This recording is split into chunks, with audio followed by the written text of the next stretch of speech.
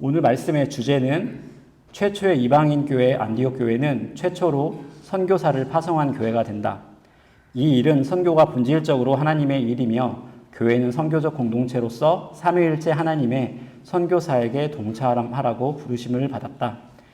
이게 설교의 주제인데 논문 주제 같습니다. 그래서 한참 봐야지 무슨 말인지 알지. 보통 이제 설교를 이 내용으로 설교할 거니까 알아주십시오라고 하는 건데 제목만 주제를 보니까 더 어렵겠죠. 무슨 내용인지 도저히 알 수가 없는 그런 내용인 것 같습니다.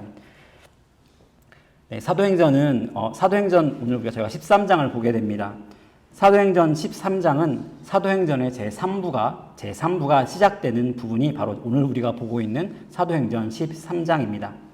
계속해서 반복해서 말씀드린 것처럼 사도행전은 예수님께서 이 땅을 떠나실 때 제자들에게 말씀하셨던 비전이 있었습니다.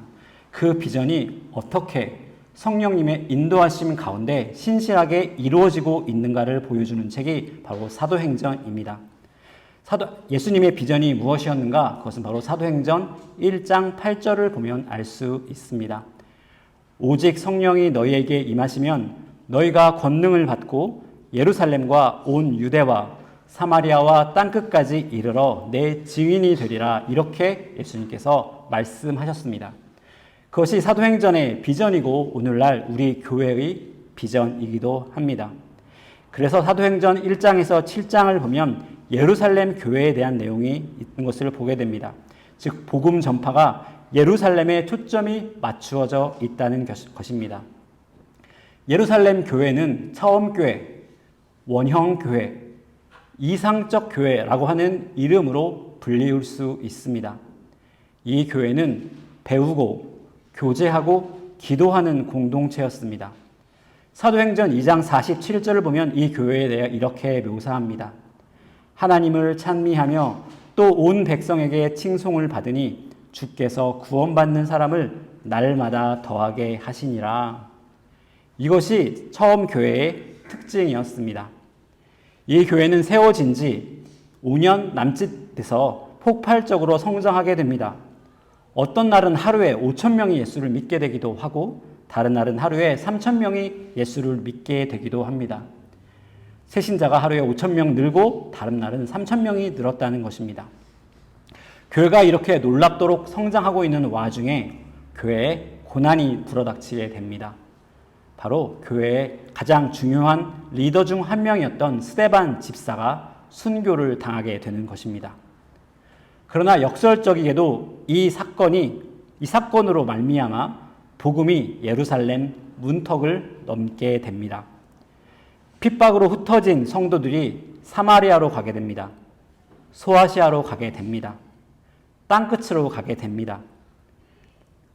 비자발적인 선교사가 되어 가는 것이죠. 그러나 그때만 해도 복음은 흩어져 있는 유대인들에게만 주로 전해지고 있었습니다. 중간 단계인 것이죠.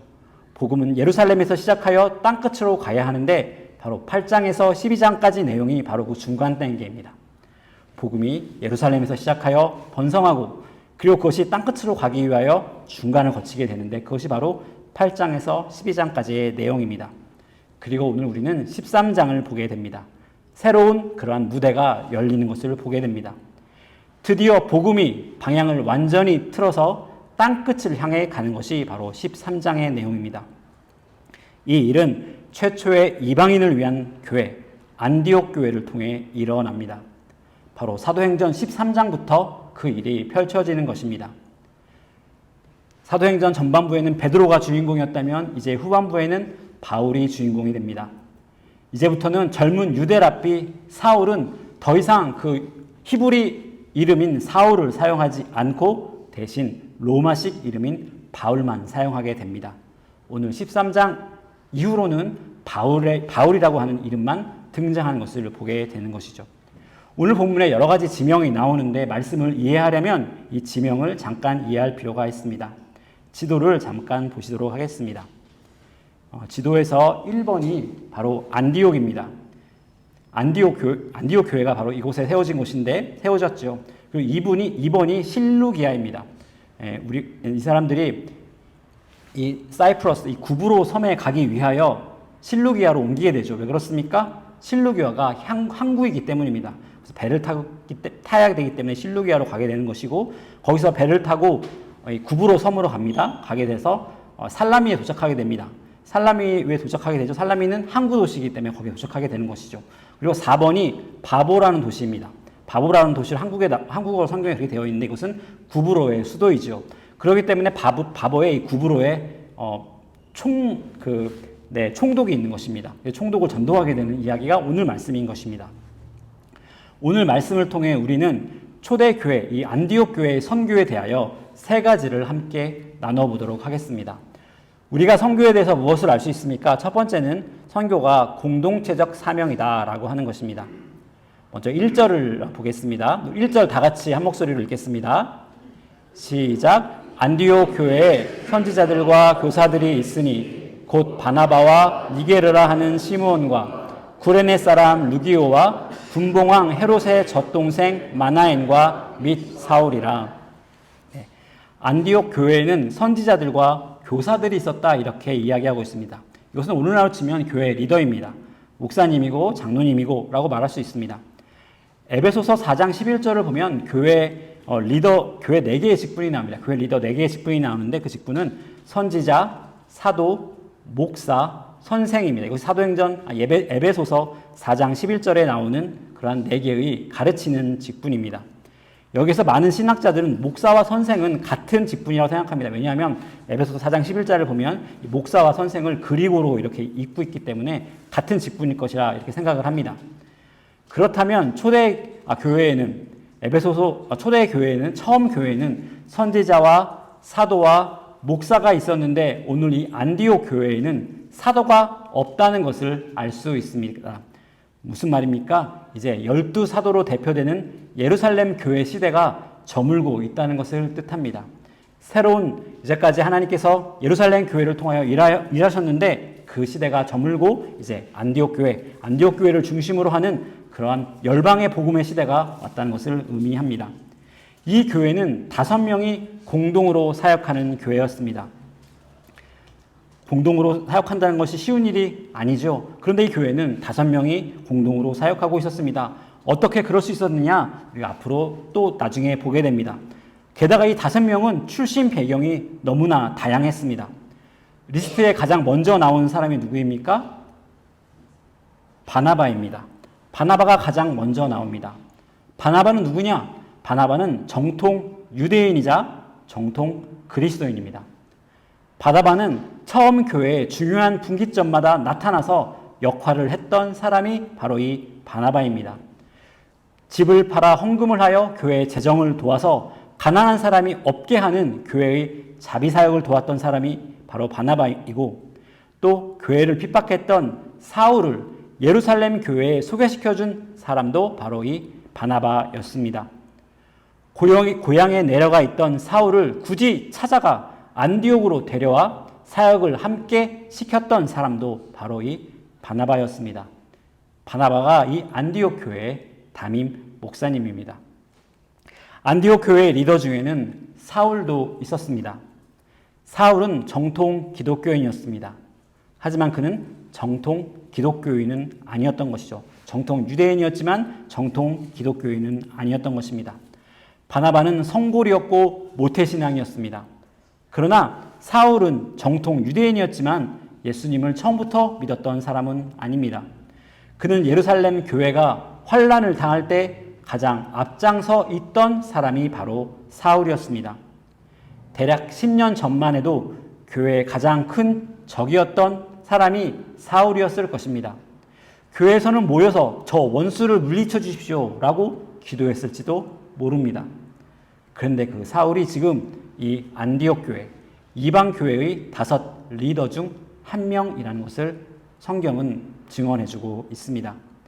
여기에 또 니게르라는 이름으로 불리었던 시므온이 있습니다. 이 니게르는 무슨 말이냐면 라틴어로 검다는 뜻입니다. 니거죠. 니거를 그냥 소리 나는 대로 보면 니게르인 거 아닙니까? 이 니게르 라틴어는 검다는 뜻입니다. 그래서 신학자들은 이 시므온이 흑인이었을 가능성이 높다고 생각합니다. 어떤 사람들은 이 시므온이 예수님께서 골고다에 매달리실 때 십자가를 지고 갔던 구레네 사람 시몬이라고 생각하는 사람들도 있지만 그것을 확인할 방법은 없습니다. 어쨌든 교회의 가장 중요한 자리에 또한 흑인이 있었습니다. 또 한 명의 흥미로운 이름이 등장합니다. 지난주에 나누었던 것처럼 마나엔이라는 사람입니다. 마나엔은 헤롯의 젖동생입니다. 교회를 핍박하고 기독교를 앞장서서 괴롭게 하는 사람, 헤롯. 그 헤롯과 같이 자란 사람, 그것이 바로 마나엔이었죠. 이 젖동생이라는 말은 유모가 같다는 말입니다. 마나엔은 헤롯과 어렸을 때부터 함께 자랐을 것입니다. 함께 궁궐에서 자랐습니다. 그 헤롯의 절친이, 교회를 가장 심하게 핍박했던 헤롯이 절친이 지금 안디옥 교회 5명 리더 중 한 명이라는 것입니다. 마지막 한 명은 구레네 사람 루기오라고 되어 있습니다. 구레네가 어디냐? 구레네는 북아프리카에 위치한 도시입니다. 북아프리카에서 온, 멀리 떨어진 곳에서 온 안디옥 사람도 아닌 바로 이 루기오가 5명 교회 리더 중 한 명에 속해 있다는 것입니다. 왜 이렇게 교회가 세워졌는데 교회 목사와 장로에 해당하는 사람들의 배경도 다르고 인정도 다르고 사회적인 상황도 다 다른가? 왜 그렇습니까? 왜냐하면 그것이 교회이기 때문입니다. 교회는 어떤 곳입니까? 교회는 사람들이 변화하는 곳입니다. 적대했던 사람들이 하나 되는 공동체가 교회라는 것입니다. 높은 사람, 낮은 사람이 하나가 되고 부자와 가난의 차별이 없고 서로 적대했던 사람들이 사랑하는 사이가 되는 곳이 바로 교회 공동체이기 때문입니다. 안디옥 교회가 그 모습을 보여주고 있습니다. 예루살렘 교회는 아름다운 교회였지만 인종이 같았습니다. 문화도 일부분 공유했습니다. 히브리 문화권에서 온 사람들이죠. 무엇보다도 예루살렘 교회 성도들은 같은 성경을 가지고 같은 하나님을 부모 세대부터 오랫동안 믿어온 사람들이었습니다. 그러나 안디옥 교회는 달랐습니다. 모태신앙도 있고 예수님을 몰랐다가 믿게 된 사람도 있고 교회를 핍박했던 사람도 있고 다른 인종의 사람들도 있었습니다. 공통점이라고는 하나도 없는 사람들이 모여있는 교회, 그것이 바로 안디옥 교회였습니다. 이들을 하나로 묶고 있는 것은 딱 하나밖에 없었습니다. 그것은 무엇입니까? 바로 그리스도인이라는 이름입니다. 그리스도인이라는 이름이 바로 이 안디옥 교회에서 처음 사용되었습니다. 그리스도인이기 때문에 이들이 한 교회의 성도일 수 있었던 것입니다. 안디옥이라는 도시는 오늘날로 치면 싱가포르나 시드니처럼 국제적인 도시였습니다. 인구가 한 25만 명 정도 되었는데 당시 세계에서 3번째로 큰 대도시였다고 합니다. 전 세계에서 다양한 사람들이 몰려와 안디옥에 정착했습니다. 북아프리카에서도 오고 이스라엘에서도 오고 유럽에서도 와서 그곳에 정착했습니다. 그런데 안디옥 교회는 그 지역을 닮은 교회였다는 것입니다. 구레네에서 온 사람들이 구레네 교회를 만들지도 않고 이스라엘에서 온 사람들이 이스라엘 교회를 만들지도 않고 다양한 사람들이 모여서 만든 교회, 그 교회가 바로 안디옥 교회였습니다. 안디옥이 다민족 도시였기 때문에 교회도 다민족 교회였다는 것입니다. 그리고 교회의 리더십은 또 온갖 사람들로 구성되어 있었습니다. 교회가 온갖 사람들로 구성되어 있기 때문에 교회는 잘 사는 사람들이 교회 리더가 된 것도 아니고 부자들이 리더가 된 것도 아니고 제일 많은 다수의 인종을 차지했던 사람들이 교회 리더가 된 것도 아니고 다양성을 반영하는 리더십을 이루고 있었다는 것입니다. 우리 교회의 구성은 우리가 살고 있는 더 큰 전체 공동체를 닮아야 합니다. 그리고 리더십은 또 그 교회를 닮아야 하는 것이죠. 우리는 교회 직분이 차례차례 승진하는 것으로 생각하지만 그것은 성경적인 것이 아니라고 저는 믿습니다. 직분은 계급도 아니고 승진도 아닙니다.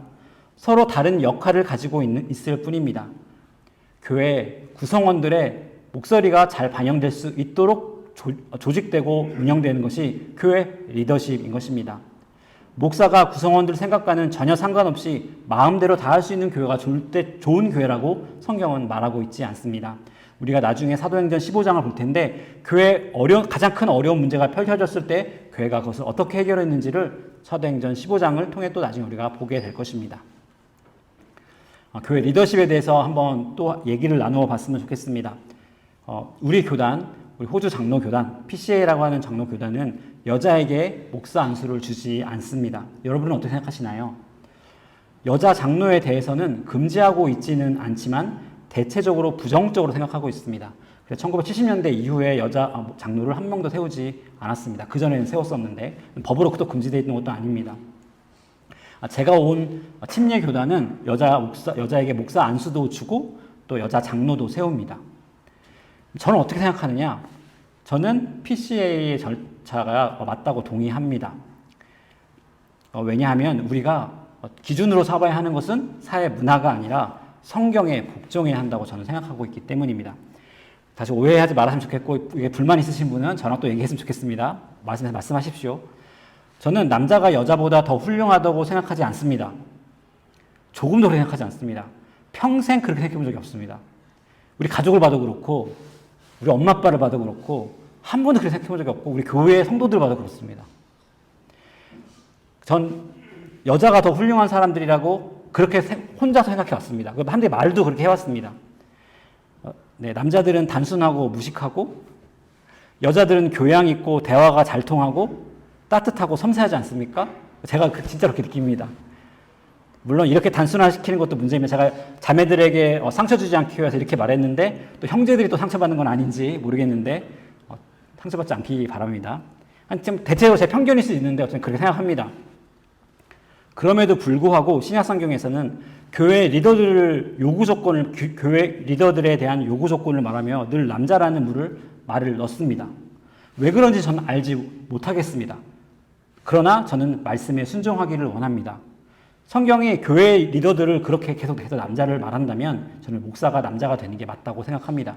남자가 훌륭해서 그런 게 아니라 잘 가르치는 사람이어서 그런 게 아니라 잘 배워서 그런 게 아니라 성경에서 그렇게 말하고 있기 때문에 이해할 수 없지만 순종해야 한다라고 생각하는 것이 제가 성경을 보고 있는 관점입니다. 그것이 첫 번째 전제입니다.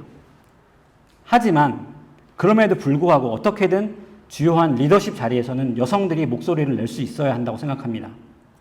왜냐하면 교회의 절반 이상이 여성이기 때문입니다. 교회 리더십은 성경적 바탕하에서 교회의 다양한 모습을 반영할 수 있어야 합니다. 개인적으로는 권사님들이 그 역할을 잘 할 수 있으셔야 한다고 저는 생각합니다. 그것을 우리가 어떻게 지혜롭게 할지, 성경에 있는 말씀을 지키면서 또 여성의 목소리들이 잘 교회에 반영이 되고 또 할 수 있도록 할 수 있을지는 장로님들과 또 교회 현재 리더십들이 상의해서 결정을 해야 하겠지만, 그러나 교회가 우리는 한국 문화권에도 젖어 있기 때문에 그런 문화와 섞여서 계속 어떤 남자 또 나이가 많으신 그분들만 교회 리더와 그분들의 목소리만 결정권에 지배되는 것은 저는 성경적인 그런 리더가는 아니라고 저는 믿습니다. 저는 여성을 예로 들었지만 청년들의 목소리도 잘 들려지는 교회가 돼야 한다고 믿습니다. 우리가 청년 사역을 중요하게 생각한다면 우리의 리더십 안에 그 청년들의 목소리가 잘 전해지는 장치가 되어 있는가라고 한번 물어야 한다고 생각합니다. 한국 공동체 또 호주에서 자란 EM 공동체들이 잘 어울리지 못하는 이유 중에 하나가 청년들에게 목소리를 낼 수 있는 기회가 주어지지 않기 때문입니다. 우리가 청년들을 어떻게 생각합니까? 청년들 우리 자녀들이라고 생각하니까 우리가 돌보아 주어야 할 사람들로만 생각하지 의견을 내고 결정권을 가지고 있는 사람이라고 생각하지 않는다는 것입니다. 성경을 통해서 보면 교회 리더는 성숙한 사람이어야 합니다. 믿음이 성숙해야 하고 성품이 성숙해야 합니다. 그러나 성경에서는 나이가 얼만큼 되어야 장로가 될 수 있고 목사가 될 수 있다고 하는 구절은 없습니다. 30대가 성숙하지 못할 이유가 사실 없지 않겠습니까? 만약에 30대가 목사나 장로가 될 수 없다면 사도들도 교회 리더가 될 수 없었을 것입니다.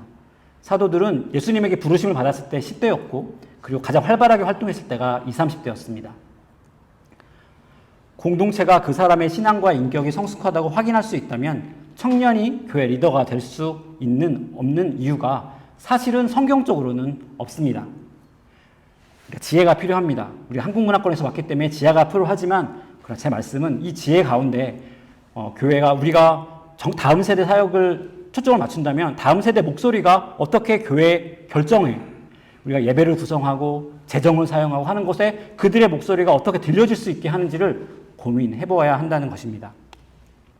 2절을 보면 주를 섬겨 금식할 때 성령이 이르시되 내가 불러 시키는 일을 위하여 바나바와 사울을 따로 세우라 하시니, 이 다양한 사람들이 어떻게 교회 리더가 되고 다민족 교회인 안디옥 교회를 잘 관리할 수 있었습니까? 리더들이 함께 섬기며 금식했기 때문입니다. 금식하면서 무엇을 했겠습니까? 기도를 했을 것입니다. 여기에서 섬긴다는 말은 예배하는다는 말로도 번역할 수 있습니다. 리더들, 5명의 리더들이 항상 모여서 무엇을 했느냐? 예배하고 기도했습니다. 우린 리더들에게 하나 되는 마음이 없고 의견이 갈리면 왜 그렇게 되냐라고 질문을 한다면 성경은 답하고 있습니다. 우리가 함께 예배하고 함께 기도하지 않았기 때문이다 라고 말하는 것입니다. 우리가 무엇인가를 결정할 때, 중요한 결정을 할 때 우리가 잘 토의하고 이야기하고 해야겠지만 더 중요한 것이 있습니다. 무엇입니까? 함께 기도하고 함께 예배하는 일들입니다.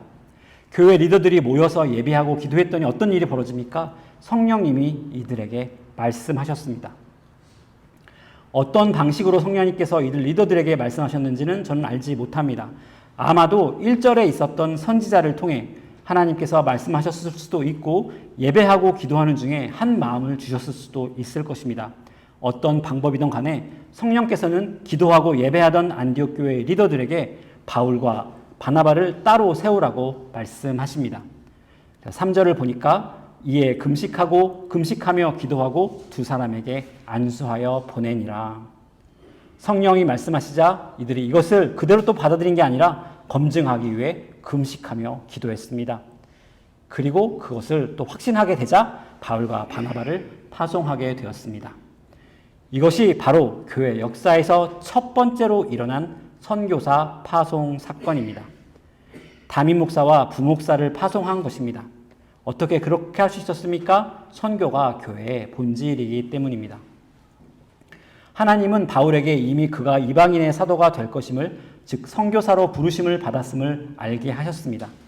하지만 실제로 이방인의 사도로 파송되기까지는 거의 10년을 기다려야 했습니다.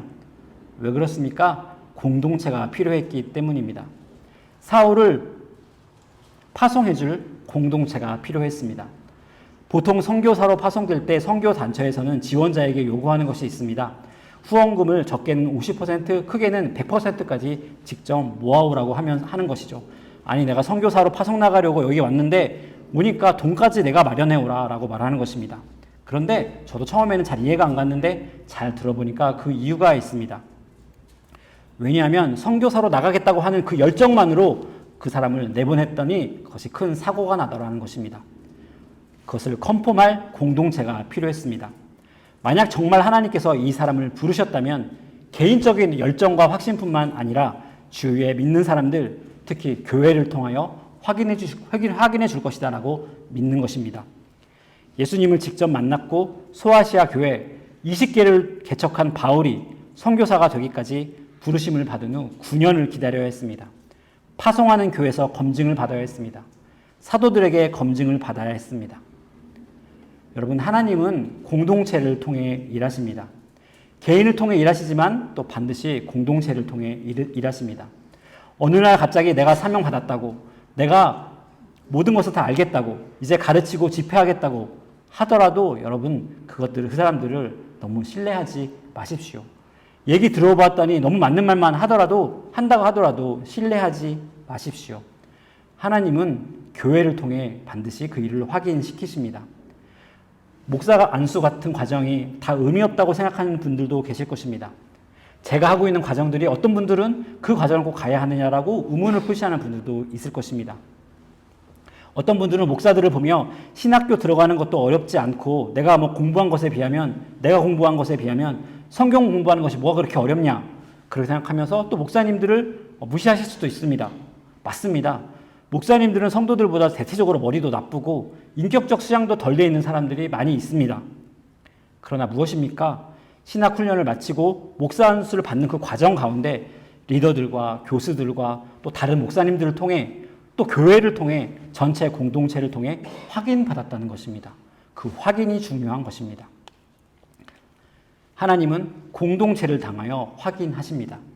여러분 아무리 확신이 있다고 하더라도 교회 리더들에게, 교회 공동체들에게 물어보십시오. 그리고 그것을 통해 아무리 확신이 있더라도 그것이 통과되지 않으면 기다릴 줄 알아야 합니다.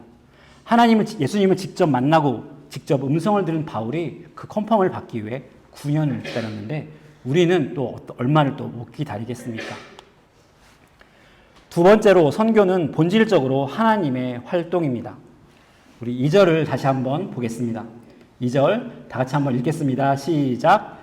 주를 섬겨 금식할 때 성령이 이르시되 내가 불러 시키는 일을 위하여 바나바와 사울을 따라 세우라 하시니 하나님께서 바울과 바나바를 세우라고 하십니다. 누구를 위해 세우라고 하십니까? 나를 위하여. 이 나가 누굽니까? 성령, 하나님을 위하여 세우라고 하는 겁니다. 선교를 왜 합니까? 저기 아프리카에 있는 사람들이 너무 불쌍해서 하시는 겁니까? 다음 세대 사역을 왜 합니까? 다음 세대 청년들이 너무 불쌍해서 하는 것입니까? 여러분, 우리의 사역과 선교는 하나님을 위하여 하는 것입니다. 4절을 보면 4절 또 다 같이 한번 읽겠습니다. 시작. 두 사람이 성령의 보내심을 받아 실루기아에 내려가 거기서 배 타고 구브로에 가서 이 사람들이 지금 안디옥 교회가 바울과 바나바를 선교사로 파송했습니다. 그래서 바울과 바나바가 구브로에 가게 됩니다. 구브로가 어디냐면 아까 봤던 그 섬 있지 않습니까? 그 섬이 구브로입니다. 사이프러스 섬이 구브로예요. 이 구브로는 안디옥에서 가까우면서도 또 한 가지 특성이 이 바나바의 고향이었습니다. 그래서 아마 가까운 곳에 선교지를 선택한 것 같습니다. 교회에서 보냈습니다. 아마도 바나바가 이 구브로를 선교지로 선택했을 것입니다. 그런데 누가는 지금 이들을 구브로에 보낸 것이 누구라고 말합니까? 성령님이 이들을 보내셨다라고 말하는 것입니다. 여러분, 우리는 선교라는 말을 늘 입에 달고 사지만 사실은 선교는 성경에 나와 있는 단어가 아니라는 것을 알고 계십니까, 여러분? 선교는 성경에 나와 있는 단어가 아닙니다. 그래서 선교가 뭐냐라고 하는데 되게 옥신각신이 굉장히 많은 겁니다. 전도에 대한 건 성경에 분명히 이야기합니다. 복음 전파는 분명히 말하거든요. 입으로 복음을 믿지 않는 사람에게 또는 믿는 사람에게 입술로 전파하는 것이 그것이 전도입니다. 그것은 이반젤리즘이라고 말하는 것은 성경에서 정의가 되어 있어요. 그런데 선교라고 하는 것은 성경에 정의가 되지 않습니다. 그러니까 보니까 선교에 대한 이야기가 되게 많이 있죠. 선교가 뭐냐? 선교는 라틴어 미토에서 왔어요. 미션이라고 하는 말은 미토에서 왔는데 이 단어의 뜻이 뭐냐면 샌딩이라는 겁니다. 샌딩. 샌딩이 뭡니까? 보낸다라는 뜻이죠. 성경에서는 이 단어와 가장 비슷한 말로 뭐냐면 사도가 있습니다. 아포스톨. 사도가 가장 비슷한 말이에요. 미션이라는 말은 없는데 아포스톨이 선교랑 가장 비슷한 말인데 아포스톨이라는 무슨 말이냐? 보내심을 받은 자라는 뜻이 바로 사도라는 뜻입니다. 보내심을 받았다는 겁니다. 그럼 누가 보내셨다는 겁니까? 하나님이 보내셨다는 겁니다. 선교는 무엇입니까? 하나님이 보내시는 일. 그것이 바로 선교라는 겁니다. 요한복음 20장 21절을 보겠습니다. 요한복음 20장 21절을 우리 다 같이 한 목소리로 읽겠습니다. 시작. 예수께서 또 이르시되 평안할지어다 나를 보내신 이의 뜻대로 내가 너희를 보내노라. 바로 여기에 선교가 있습니다. 하나님은 예수님을 보내셨습니다. 하나님께서 미션 하신 것입니다. 라틴어 말로 선교하신 것이죠. 믿지 않는 인간들에게 성자 예수 그리스도를 통해 복음을 전하시기 위하여 보내신 것입니다. 그리고 예수님은 또한 우리를 보내십니다. 아까도 보면 성령님께서 또 바나바와 바울을 보내셨다고 했습니다. 선교는 어떤 행위냐? 삼위일체 하나님의 활동입니다. 선교는 기본적으로 교회 활동이라기보다는 더 크게는 하나님의 일입니다. 우리의 선교는 어떤 일입니까? 바로 하나님이 하시는 일에 우리가 참여하는 것. 하나님이 보내시는 일에 순종하는 것. 그것이 바로 우리의 선교인 것이죠. 우리는 보통 선교를 일부의 기사들을 성 밖으로 보내서 새로운 사람들을 잡아서 성으로 데려오는 것이라고 생각하는 경우가 많이 있습니다. 그림을 보면 그렇죠. 성에서 선교가 뭐냐? 전도가 뭐냐? 여기서 재능이 있는 사람, 기사들이 밖에 나가서 믿지 않는 사람들을 잡아서 데리고 오는 것. 이것을 선교라고 생각한다는 것입니다. 여기에서 이 성은 교회입니다. 하나님의 선택받고 구원받은 사람들이 안전하게 보호받는 것이 바로 이 교회 공동체라, 이 성이 성 아니라는 것이죠. 선교가 이런 모델이라면 대부분의 성의 주민들은 특별히 할 일이 없습니다. 그렇죠? 이 성이 할 일이 없는 겁니다. 주민들의 역할은 무엇입니까? 기사들을 응원하는 것입니다. 열심히 하십시오. 잘하십시오. 그리고 여행을 재정적으로 지원해 주는 겁니다. 그것이 바로 성의 주민들이 할 일일 것입니다. 선교가 이런 것이라면 선교는 선교부 몇 명에게만 상관이 있을 것입니다. 교회 여러 가지 부서가 있습니다. 봉사부는 선교 신경 안 써도 될 것이고, 우리 또 찬양부도 신경 안 써도 될 것이고, 선교부 몇 명에게만 상관이 있는 것입니다. 그러나 선교가 하나님의 일이라면 달라집니다. 하나님은 크리스찬 전체를 세상에 보내십니다. 그것이 하나님의 선교적 활동입니다. 하나님은 교회를 세상에 보내십니다. 교회가 여기 있는 이유는 무엇입니까? 하나님께서 우리를 구원하시기 위해서 부르셨지만 또한 우리를 보내시기 위하여 이렇게 교회를 여기에 세우셨다는 것입니다. 그렇다면 오늘 본문에서 하나님이 보내신 것은 바울과 바나바뿐만이 아닙니다. 하나님께서는 안디옥 교회도 그곳에 보내셨습니다. 그 지역에 복음을 선포하고 그 지역을 섬기라고 보내셨다는 것입니다. 하나님께서 우리 무지개 교회를 보내셨습니다. 이 땅에 보내셨습니다. 시드니 땅에 보내셨습니다. 한인 사회에 보내셨습니다. 선교가 하나님이 주어가 되어서 우리를 보내시는 하나님의 활동이라면 선교는 아까 보았던 성회 모델이 아니라 외교관 모델이 더 맞을 수도 있습니다. 네, 존 딕슨이라고 하는 호주 출신 성공회 목사님은 선교라고 하는 것이 교인들이 하는 모든 활동들, 이 세상 가운데 하는 모든 활동들, 또 교회 안에서 하는 모든 활동들이 선교일 수 있다, 이렇게 이야기를 합니다. 즉 기도하는 것, 기도로 후원하는 것, 재정으로 후원하는 것, 교회 활동으로 후원하는 것, 예배드리는 것, 매일의 삶 속에서 예수 그리스도의 증인으로 사랑하는 것, 대화 속에서 또한 예수 그리스도의 향기를 드러내는 것, 이 모든 것이 선교라는 것입니다. 하나님은 우리를 보내셨습니다. 그것이 선교입니다. 우리를 교회로 보내셨고 우리의 삶의 현장으로 보내셨습니다. 하나님은 우리를 불러 모으십니다. 예배하라고 모으시지만 또한 흩어 보내십니다. 주일이 우리 예배를 안식일에 드리지 않고 주일에 드립니다. 여러 가지 의미가 있습니다. 예수 그리스도가 모든 걸 이루셨다고 하는 의미도 있습니다. 그런데 또 다른 의미가 있습니다. 예배 중 마지막 날이 아니라 일주일 첫날에 우리가 예배를 드리게 되는 것입니다. 이것은 무슨 의미입니까? 모든 삶이 예배이며 선교인 것입니다. 예배로 일주일을 시작하시는 겁니다. 예배로 끝내는 것이 아니라 삶으로 예배를 시작하는 겁니다. 6일 살고 하루 하나님께 드리는 것이 아니라 일주일 전체가 하나님께 드려지는 것이죠.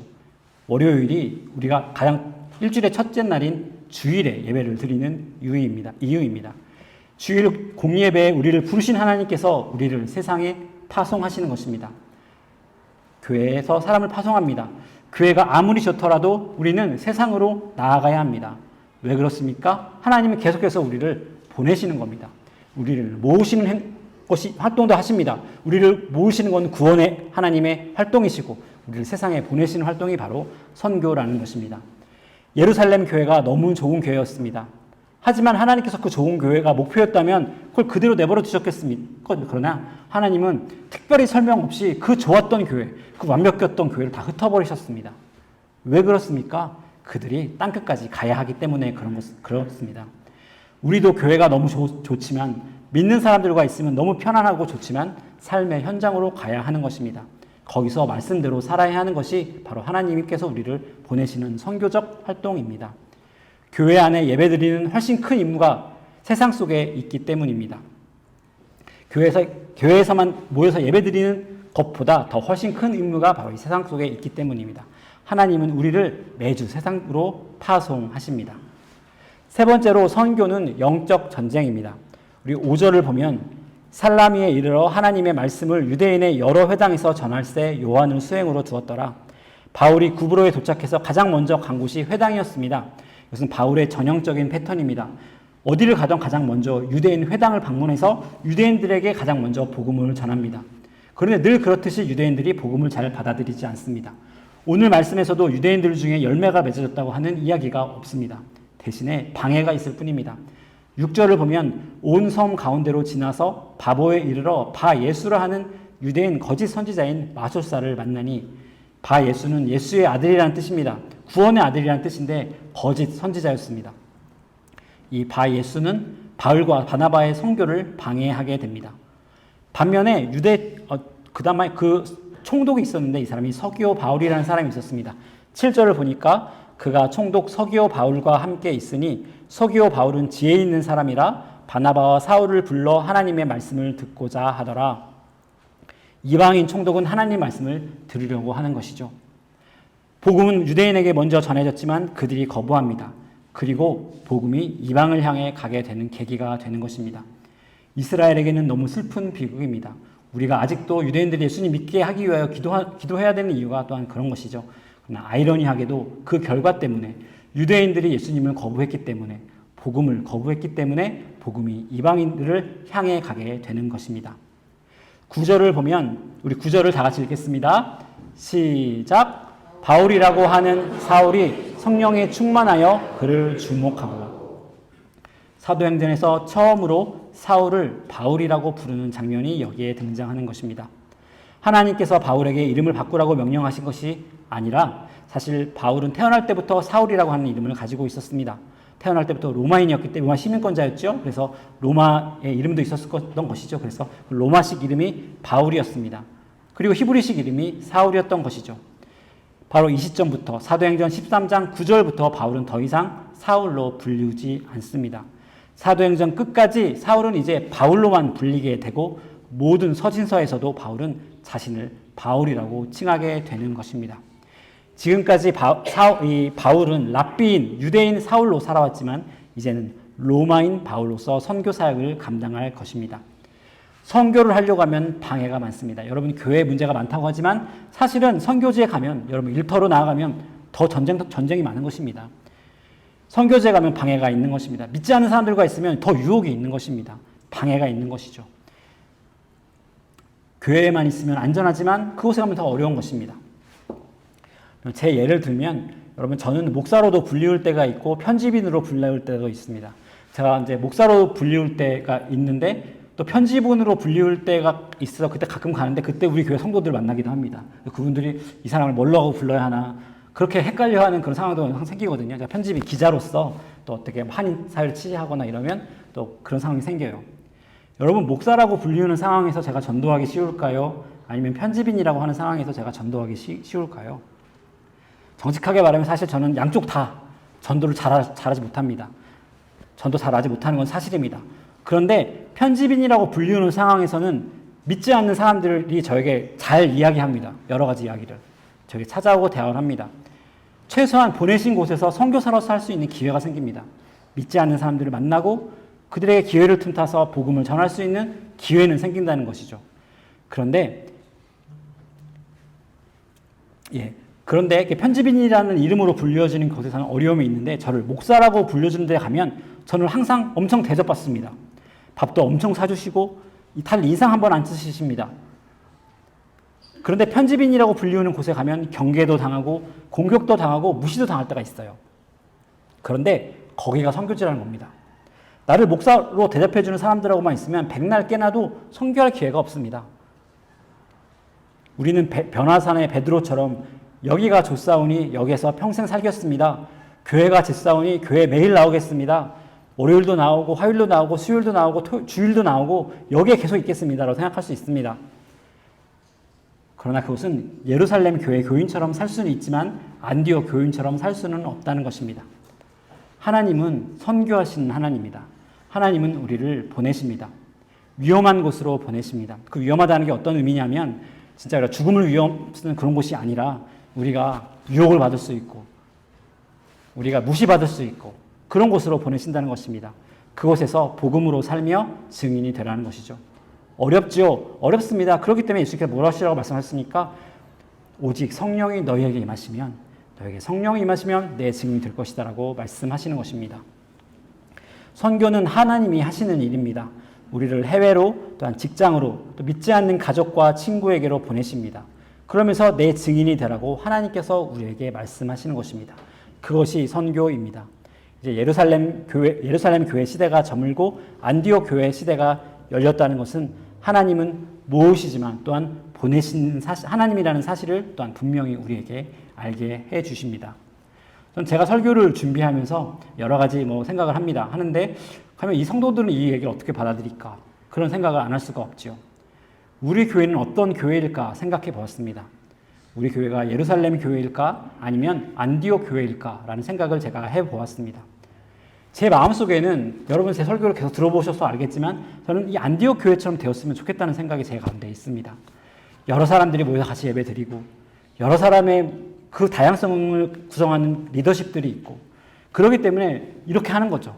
답이 어떻게 되는지 모르겠지만 그런 일들 그냥 해보고 싶습니다. 안디옥 교회가 되었으면 좋겠기에 영어가 편한 사람들도 예배를 드릴 수 있었으면 좋겠기에 이런 일도 해보는 것입니다. 그런데 사실 제가 기도를 해봤을 때 우리 교회는 예루살렘 교회에 더 가까운 것 같습니다. 지난해 제가 여러분들과 전화통화도 하며 보면서 간접적으로 또 소식을 듣고 하면서 너무 많은 분들이 어렵고 아프다는 것을 또 다시 한번 제가 알게 되었습니다. 많은 분들이 몸도 아프고 마음도 아프십니다. 겉으로는 다들 괜찮다고 말씀하시고 웃으시는데 자기 자리에서 또 열심히 섬기시고 계신데 매일매일의 삶과 인생의 무게를 보니까 이게 보통이 아니더라는 것입니다. 한 사람, 우리 일반적인 성도부터 시작하여 장로님들까지 다 그런 어려운 가운데 있는 거 제가 묵상하지 않을 수 없었습니다. 이 무게가 보통이 아닙니다. 제가 만약에 그런 무게 가운데 있었다면 저는 정말 한참 진지하게 교회를 다녀야 되나 라는 생각을 제 자신 스스로 물어봤을 수도 있을 것 같습니다. 너무너무 어려우신 거예요. 저분은 어떻게 웃고 계셨지? 어떻게 저렇게 봉사하셨지? 그런 질문이 들더라는 것입니다. 그런 분들, 그렇게 어려운 분들이 또 교회에서 많은 질문을 지고 계시고 또 교회에서 앞으로도 더 많은 질문을 지라고 또 그렇게 권유하는 모습들도 제가 바라보게 됩니다. 제가 권유하는 것이죠. 특히 우리 교회는 지난 1년 넘게 너무 큰 일을 겪었습니다. 어떤 성도님은 제가 물어봤는데 인생에서 가장 어려운 시기가 어땠냐 물어봤더니 지난 1년이 가장 어려운 시기였다는 겁니다. 목사님이 돌아가시고 또 교회가 불안한 그 상황이 자기 인생에서 가장 어려웠다고 말씀하시는 분들도 계셨습니다. 어떤 분들은 그 어려움이 지금도 계속되고 있습니다. 라고 고백하시는 분들도 계신 것을 제가 이야기를 들었습니다. 제가 올해 초에 이런저런 일들을 여러분들에게 부탁드렸는데 한 분도 거절하신 분들이 안 계셨어요. 근데 제가 지나면서 다 한 분 한 분 인생을 보니까 이게 능력이 되거나 시간이 되어서 하겠다고 하신 것이 아니구나. 교회가 어려우니까 목사가 이제 새로 왔으니까 내가 그걸 못한다고 하면 힘들 테니까 그냥 순종하신 것, 그냥 얘라고 순종했다고 하는 걸 제가 이제 알겠더라고요. 그래서 보니까 사실은 다들 너무 어려우신데 겨우 버티고 계신 것이구나. 그런 생각이 제가 들었습니다. 안디옥 교회가 아니라 예루살렘 교회인 것입니다. 잘못됐느냐? 그렇지 않습니다. 상황이 그런 거예요. 우리 교회 상황이 지금. 그런 상황이 돼버렸습니다. 안디옥 교회는 우리가 늘 바라보아야 할 이상적인 모습이지만 하나님이, 선교는 하나님이 하시는 일이기에, 사역은 하나님이 하시는 일이기에 우리가 또 이런 상황에서 너무 급하게 서두르지 않았으면 좋겠다는 마음이 제가 안디옥 교회를 묵상하며 생각이 들었습니다. 저는 여러분이 지금까지 사실 교회를 지키고 버텨주시고 계신 것만으로도 어떤 분들이 방문하셔서 교회를 방문해서 우리 교회가 너무너무 좋은 교회라고 말씀을 하세요. 근데 제가 이제 우리 교회 안에 있는 안에 있는 슬픔들과 어려움을 잘 모르시는 거죠. 이렇게 보실 때 그러니까 여러분들이 그것을 지켜주고 계신 것입니다. 그것만으로 위로받을 자격이 있다고 생각합니다. 예루살렘 교회에 더 이상 사람 수가 늘지 않았어요. 핍박이 되니까 더 이상 아무도 교회 안 오는 상황이 생겼거든요. 우리가 처음에 예루살렘 교회를 보면 5천 명이 늘고 3천 명이 늘고 계속 사람 숫자가 늘렸다고 되어 있는데 이건 파워포인트에 없습니다. 찾아보실 필요 없습니다. 없었는데 그랬는데 이제 어느 시점을 지나고 나니까 그다음부터는 하나님께서 수를 더하셨더라, 사람 수가 늘었더라는 기록이 아예 없습니다. 왜냐하면 이제 교회 상황이 너무 어려워진 거예요. 그런 일이 안 생기는 것이죠. 그러면 그 예루살렘 교회를 마무리하는 게 사도행전 12장이 어떻게 마무리합니까? 하나님의 말씀이 흥왕하고 더하였더라. 이렇게 끝내고 있어요. 사람 수는 늘지 않았지만 그러나 그 교회는 더 단단해지고 하나님의 말씀은 깊어지고 하나님 더 그 사람들의 신자들은 더 성숙하게 되었다는 것입니다. 우리 교회는 예루살렘 교회 같은 교회일 것 같다라는 생각이 듭니다. 아마도 앞으로 몇 년 동안 또 그런 모습으로 살 수 있습니다. 안디옥 교회를 바라보지만 우리의 상황이 그렇지가 않다는 것입니다. 그러나 기억해야 할 것이 있습니다. 선교는 하나님이 하시는 일입니다. 우리는 그저 하나님이 하시는 일에 대한 충실한 증인이라는 것입니다. 너무 부담 갖지 마시고 제가 이것저것 하자고 하고 하는데 너무 부담 갖지 마시고 기쁘게 행복하게 복음이 흥황하는 그러한 일들이 우리 교회 안에 이루어지기 바랍니다. 때가 되면 늘 보내시는 하나님께서 우리 교회를 보내실 수 있으신 겁니다. 그분의 주권적인 시간과 주권적인 방법과 주권적인 때에 따라서 우리 교회를 일으키시고 안디옥 교회처럼 우리 교회 안에서 선교사를 파송하고 청년들 부흥세대를 오게 하고 우리 다음 세대 아이들 가운데 목사가 되는 일이 벌어질 수도 있다고 믿습니다. 선교의 주인은 하나님이십니다. 그 사실을 붙드는 무지개 교회 성도들 되기를 축원합니다.